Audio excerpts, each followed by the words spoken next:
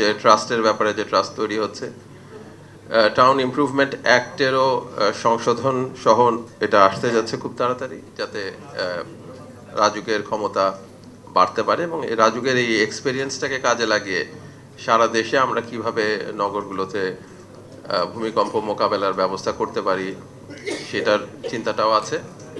আর সবচেয়ে বড় জিনিসটা হচ্ছে যে জনগণের প্রস্তুতির পাশাপাশি সরকারি যে বিভিন্ন প্রতিষ্ঠানগুলো আছে সেটার সমন্বয়, এই নিয়েই আমরা কথা বলছি এবং এটাকে কার্যকর করার চেষ্টা করছি। যেটা সৈয়দা রিজওয়ানা হাসান বললেন যে বাংলাদেশ রেজিলিয়েন্সের দেশ, এই দেশের মানুষ যে কোনো দুর্যোগ মোকাবেলা করে আবার ঘুরে দাঁড়ায়।